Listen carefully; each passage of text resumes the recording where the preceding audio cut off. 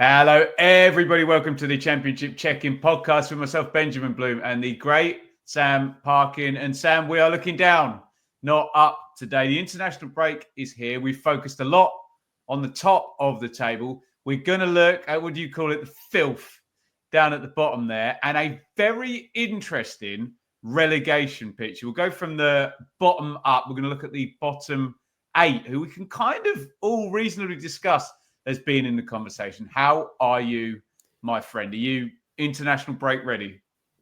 Yeah, I think so. I'm definitely a bit fatigued about talking about the top 3. I don't think I've got anything to add on just what I hope is going to be a 3-team shootout to the last minutes of the season. I can't make a case for anyone collapsing. I can't make a case for anyone steaming ahead. So more than happy to give it a wide berth this afternoon and talk about the ones fighting for their lives. And 2 caveats to that. I spoke on the hot takes yesterday about the top 3, and Sam was present at Millwall versus Stoke at the weekend. So we will be getting on to Stoke.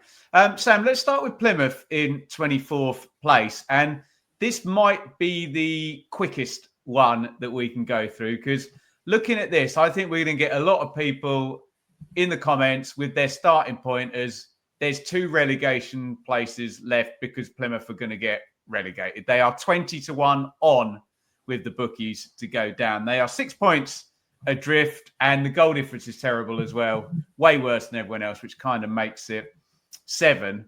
They also have no bottom 8 opponents remaining. I know we'll get a lot of COD theories in the chat about it being better to play teams in the middle rather than head-to-heads anyway. But until someone presents me some nice, beautifully presented data on that, Sam, I'll keep waiting. But are we kind of there that Plymouth are going to be definitely one of the 3 to drop?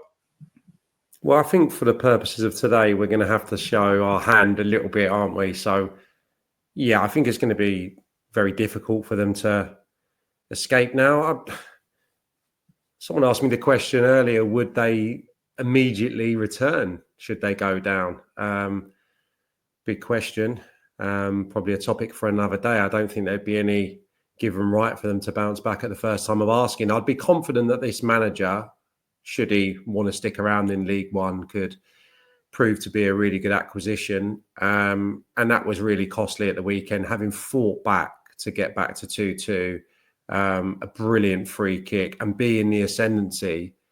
They just kind of lost their way after a triple change, which was unusual, I think, having scored so early in the second half. The nature of the goals, I suppose, are kind of reminiscent of the start of the season. Certainly the Harness initial one, I think it was, that was just, it was there to be cleared. You expected one of those centre-halves to be a little bit more dominant. So that would be a little bit of a concern for me, the nature of the goals that they conceded. And obviously, it's a real sickener when you're losing against a relegation rival. So it was a massive winning goal for Derby. And yeah, and obviously, I think given the nature of the fixtures as well, I think even the games at home park are against the top teams. I think I'm right in saying that. Right, okay. I think they play some of the leading lights. It's Norwich next, if memory serves, and then they've got 3 teams very much in the promotion reckoning. So for that reason, yeah, if I'm going to go out with a statement line today, I think it's going to be difficult for Argyle to turn things around now. And I'll mention the high tide for the first time in this conversation. It's not a year where you're going to get away with it with a low points total. And if you're at 33 points with 38 played and you're looking at 47, 48, it's a long way to get 15 points. I mean, 2 points per game would take Plymouth to 49, which is, what we'd be expecting Burnley, Leeds and Sheffield United to be knocking out over the last 8, not anyone down the bottom. Right, Luton Town, Sam, your former club, are still absolutely up to their necks in this. They are 11-4 on to go down. They're 4 adrift, plus the goal difference is really, really not good. Only Plymouth's goal difference is worse than Luton's, and they'll hope that Plymouth will be an irrelevance in this conversation. Last 8 games, they've got 8 points. If you extrapolate that over the next 8 games, they'll end on 43, which would be close, but probably not enough this season when you can see Pompey and Oxford and Hull could all have that by the next game.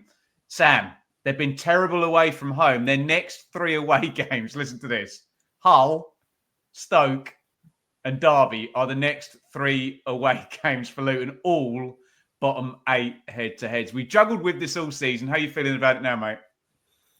Well, I think there's been small improvement, certainly.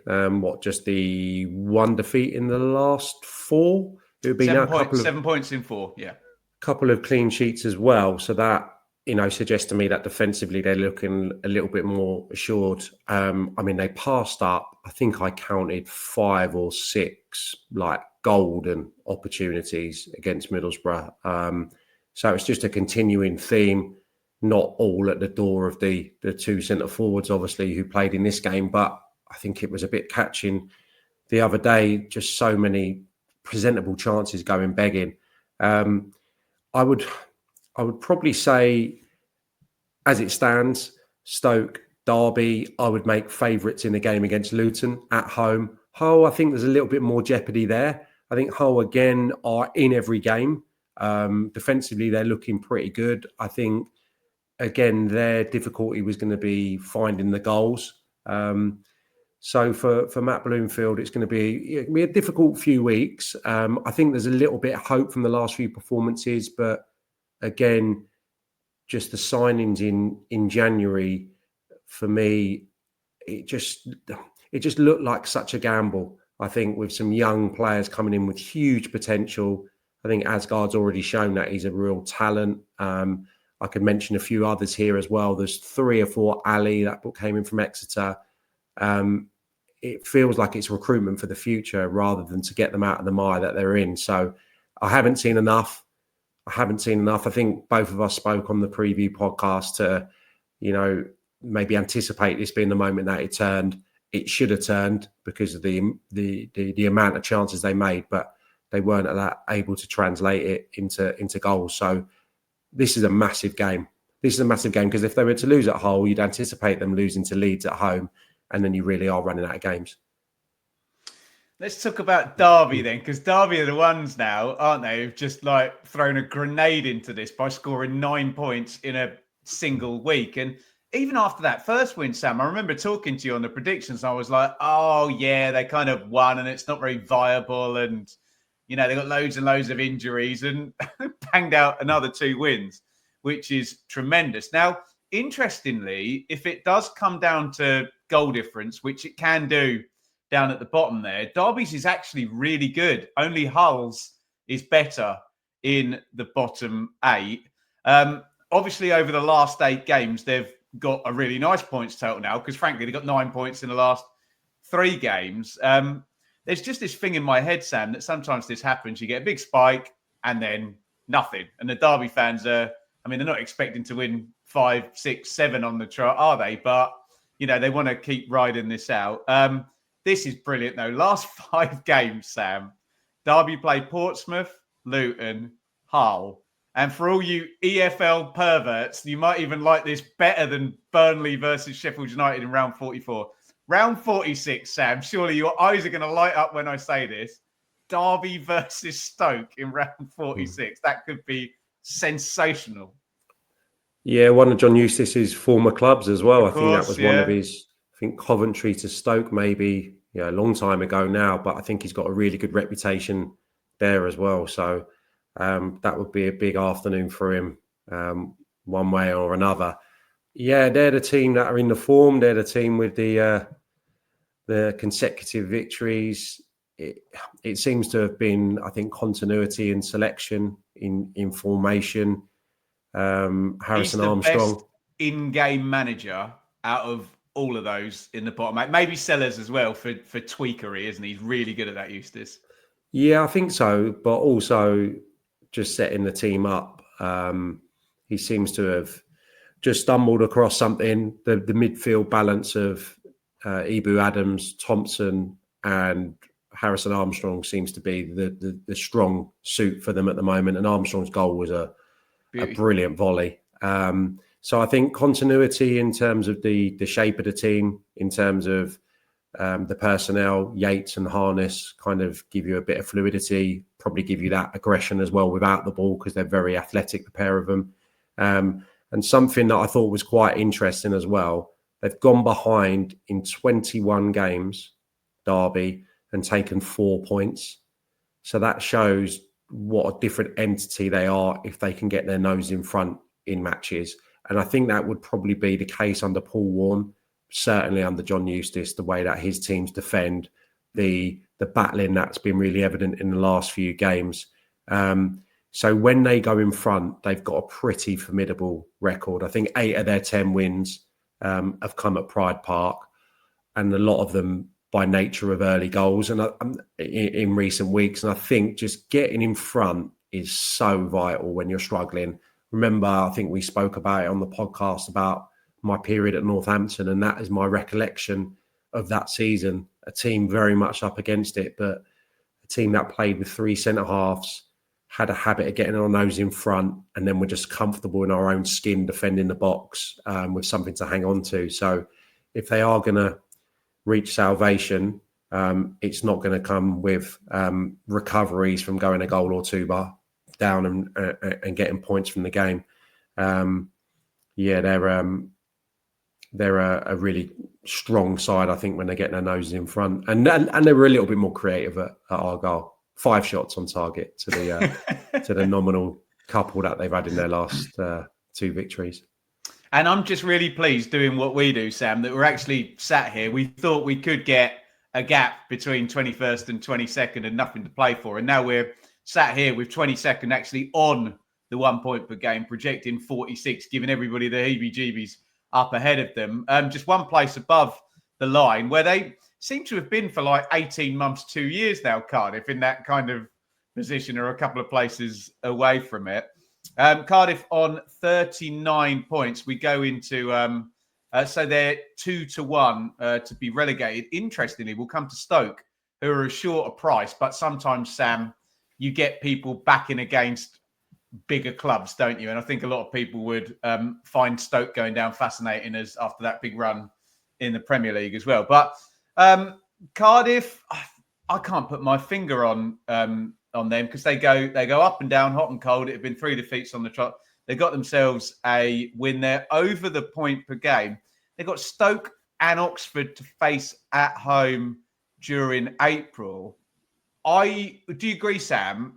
Cardiff are a bit of a wild card in this for me. I think they could lose 5 on the trot, or they could go 5 unbeaten. I don't know what they're about to do. I've got a fair idea on the others, but what's your take?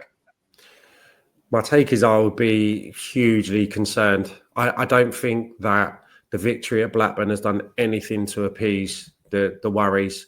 It's 5 wins in 25. I think that's just the second away win of the season. And when you factor in that Blackburn have lost to Derby, Stoke, and now Cardiff in consecutive games, this is a Blackburn team low on confidence, where there is uncertainty and where there is upheaval. So great win. I don't think we can read too much into it. What they have got probably is one of the best signings of the winter. You were across him from the beginning, weren't you? Yeah. Yeah, well, I think one of the games I covered, he came on. Millwall? No, I don't think so. The most recent Derby game I covered, he came on and he had pretty much their only 2-3 attempts of the game. Yeah, I mean, he's 5 goals in 6 starts now, and they've been worth an additional 5 points. I don't always love that, but as a centre forward, I did used to look at how meaningful the goals were. Do you know what I mean? You know, I was probably guilty as guilty as the next striker at getting the 4th in a 4-0 win and still savouring it. But it's about the goals that get you points. Do you know what I mean? It's your job, mate.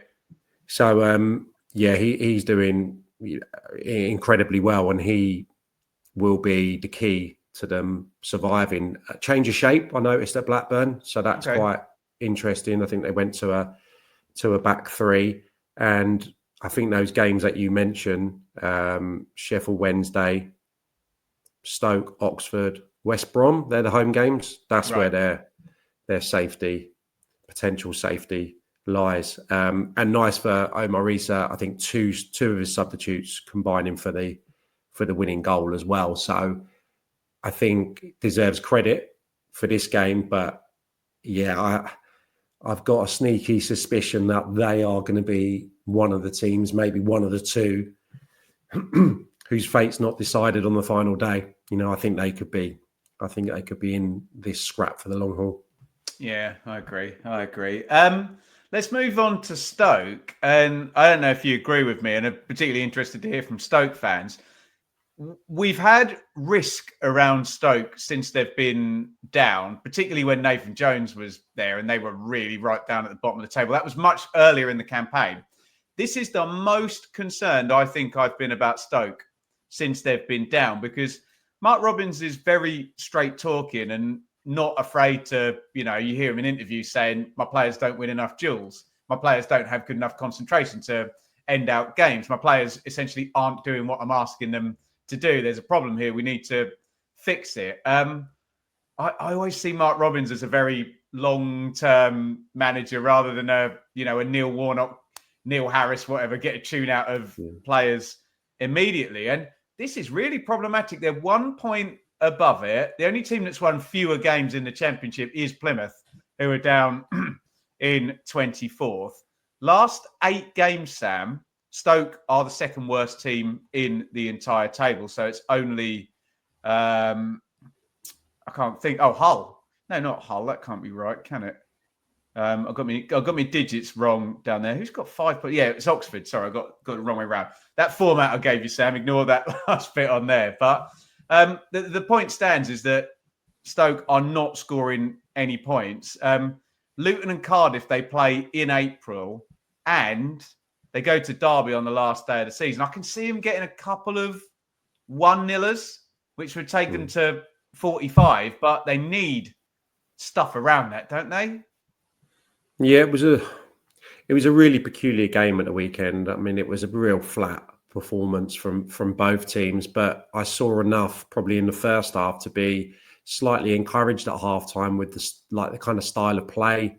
I thought the balance of the midfield three was quite eye-catching, and they actually played through Millwall on a few occasions.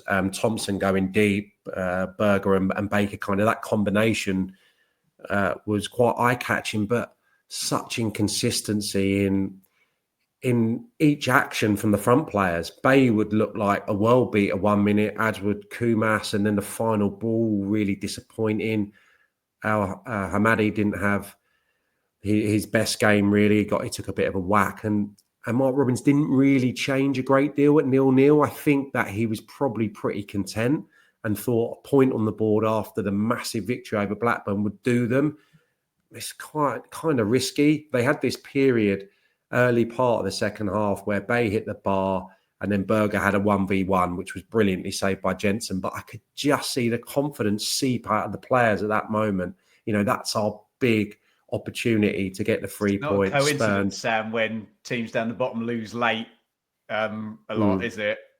Yeah, and on reflection, if that was my team, I'd have been furious at that being awarded against us, the penalty. But Wilmot got away with one earlier in the half on Coburn. He's fighting him, he's pulling him. They were both at it, but it gives the referee the option, and he should have just been a little bit more savvy, I think, in that moment. So I come away thinking wasted opportunity, I think, for Stoke, and it just heaps pressure on their home games. But as I probably was a year ago, I believe they'll be okay. They'll find enough points somewhere, and then that will be cue for a huge summer. I am giving you some predictions here, aren't you? I just can't see them not being able to find enough points, probably in their home games, to get over the line. One other thing, seeing Nathan Lowe sitting there.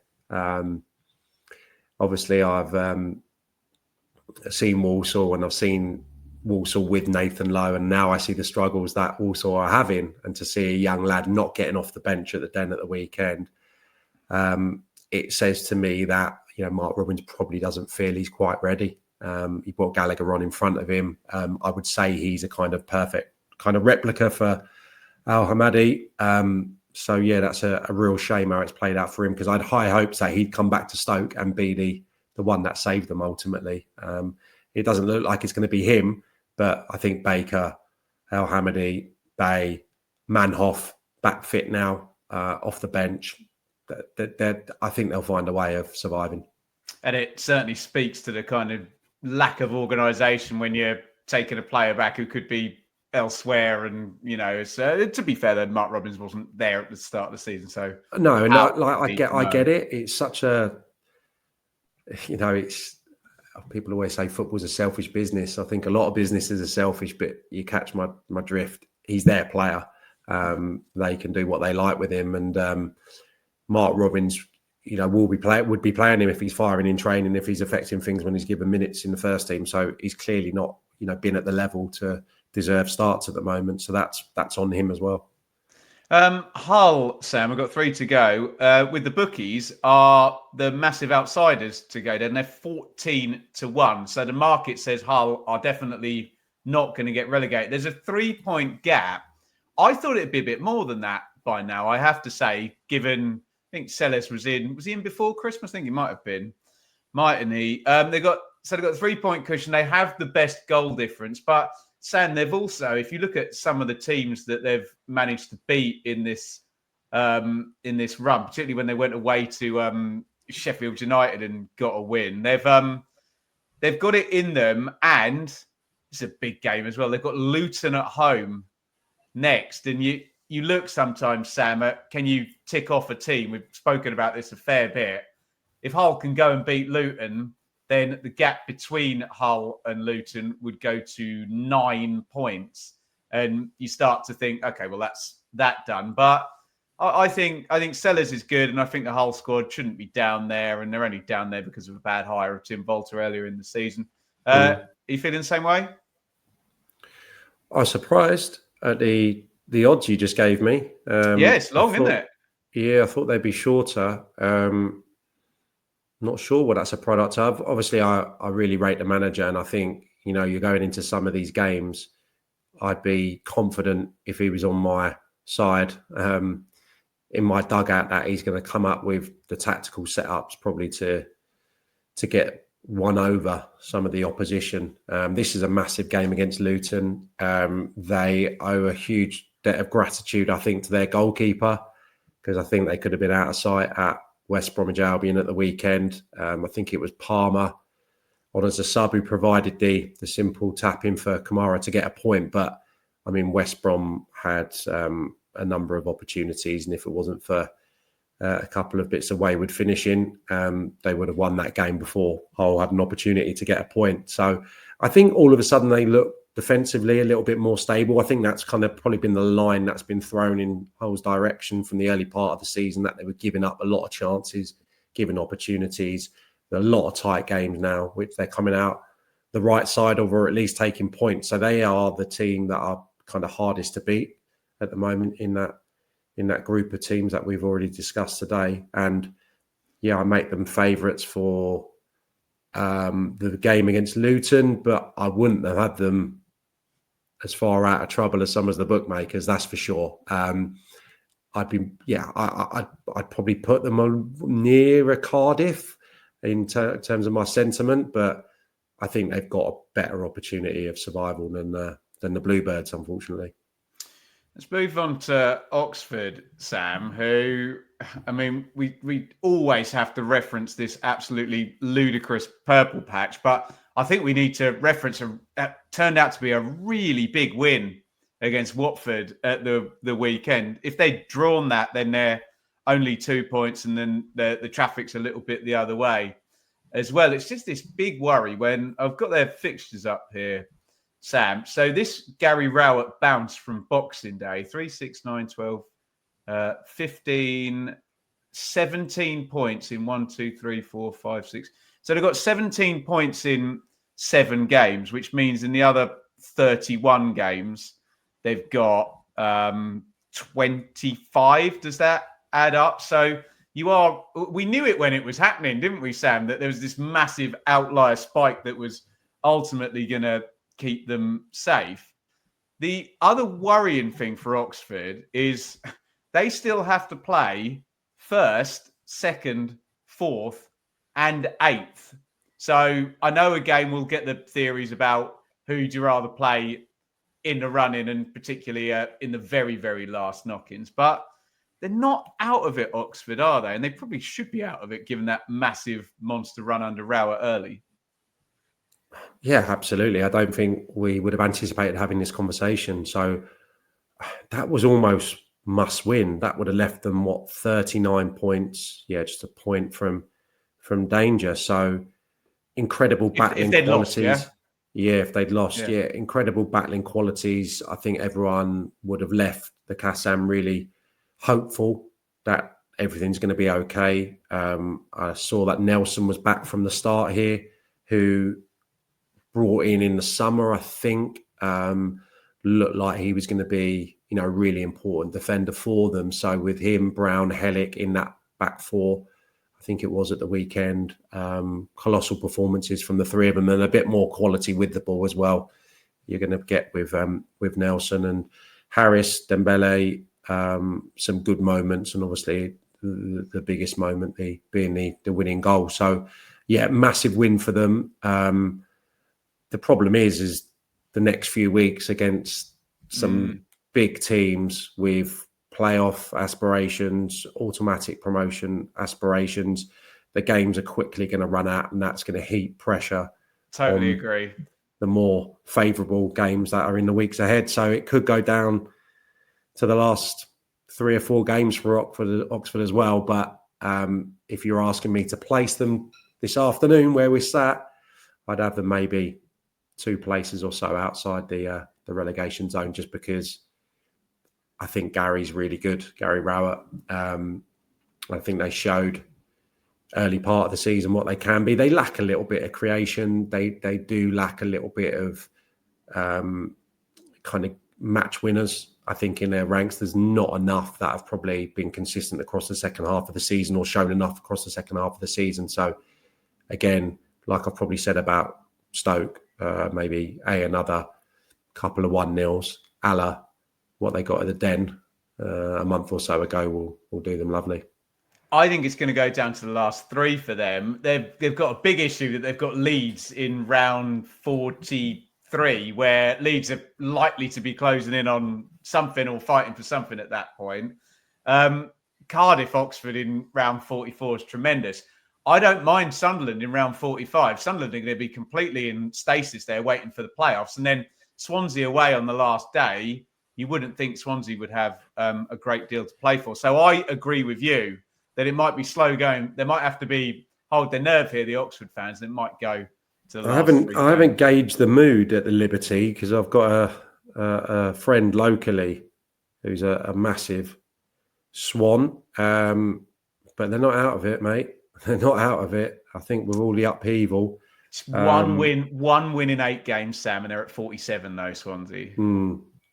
I think I read they're the worst team across the last 12. I could be clutching here, but I think that rings a bell somewhere in my tired mind this morning. I think I read that. I think I read that this morning. Worst team across the last 12, which shows you.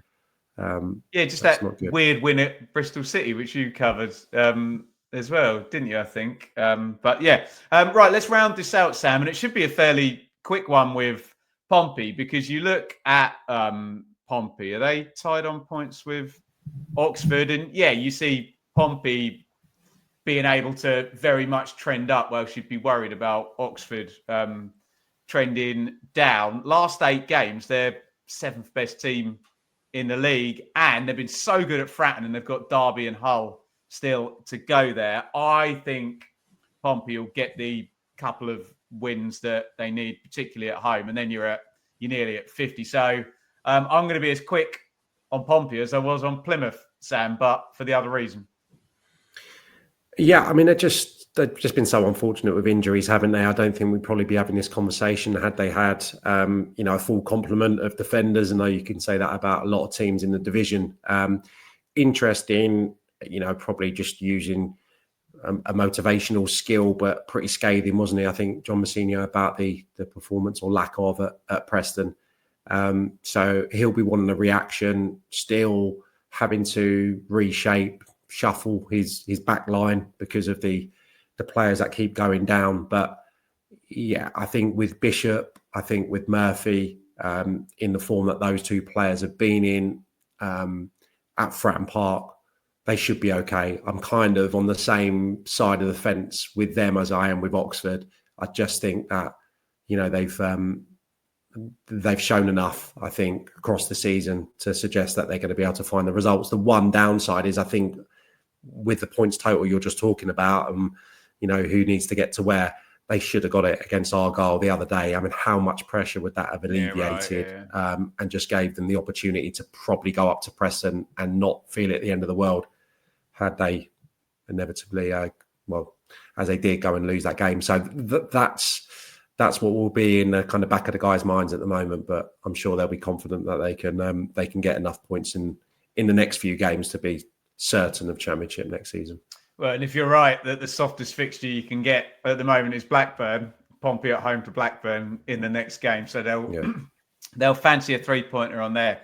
Guys, it is absolutely beautifully teed up. Me and Sam love it. And I know the Derby and Stoke fans won't love it, but circle that one in round 46. That one could be utterly spectacular if they're both kind of where they are right now. Let us know your 3 to drop. If you support one of the teams as well, let us know where you see the trend going for your club. Sam, are you ready to get into the quiz, my friend? As ever, curated by the wonderful Fev's Football Analytics at Fev's Football. Should I go first this week, Sam? I'll ask you. Yeah. Can I get the league table up while you're asking, so I'm not cheating? Okay, so this week on my iPad. Go ahead, mate. It's called Scoring or Snoring. Can Ben name 3 of the 6 teams with the most goals in their games? So that's the goals that they've scored and conceded combined. Yeah. So the most goals in the team's games. Got it? What, in the entire table across the whole season? Yeah. So add the for and against. Oh, Christ. So doesn't the league table just give it away for me, though? Well, don't look at the for and against columns. I'm not looking at the league table. I've taken it out. Oh, crikey. So he's got the games played and he's got their average goals per game here in front of me. Okay. So is the argument that the teams at the top don't actually concede that many? But Leeds have got such a huge goal difference. Leeds? Not there. Really? So the defence is so good. Okay, so I'm going to rule out Burnley and Sheffield United. I'll give you the bottom number of goals per game. It's 2.74. Middlesbrough. Okay. Middlesbrough are there. I'll give you a clue here with 2.76. So they're the second fewest on this list. Okay. What about Pompey when they've had a 6 and a 4 in there, haven't they? And a 3-3 on opening day, Pompey? Pompey are there, 2.82. So there's still 3 teams with a higher goals per game. Norwich are goals, aren't they? Norwich are there, 3.0. So I've got me 3 now. Am I through? Do you want another answer anyway? You got your 3. Should I fill you in? Yeah, fill me in. So Cardiff at the bottom of the pile here, but that's the ones. So 6th most, 2.74, and the most goals per game. Plymouth Argyle. 3.08 per game. That's the defence doing that, isn't it? Although I still suppose you still have to stick something at the other net, isn't it? Sam, of course, you have got the opposite way round. Can you name 3 of the 6 teams? You got an absolute tap in on the least goals here, haven't you, mate? Given the records being set by one team, can Sam name 3 of the 6 teams with the least goals in their games, i.e. their goals and their opponent's goals combined? I reckon I should be able to do this. Go on. Well, give me the obvious one then. I'll give you Burnley. Burnley are miles below everybody else as well on this table, yeah. Has to be Preston. Preston are actually the most of the list, but yeah, you're 2 for 2. You only need one more, mate. Got to be West Brom. West Brom are in there. Go on, keep shooting. See if you can keep going perfect. Millwall. Yes, Millwall's 4 for 4. Go on. 2 more. Right. You're only getting a draw, by the way, because I got my 3, yeah? Who else in the division? What about...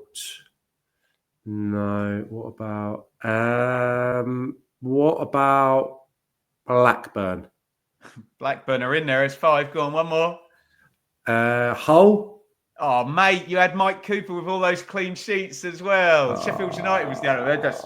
It's a very good effort, Sam. But given what we're going to have to talk about when we next do the predictions, I have got no goodwill towards you whatsoever, and I'm not giving you the win in that one. So we call that one a draw. But spoiler alert, Sam does quite well in the predictions when we get back to that. Just in case anyone was querying me looking down, I had the Sky Sports app open with the league table, which has no there you for and against. And for and against. You'll tell by my terrible answers that I wasn't cheating.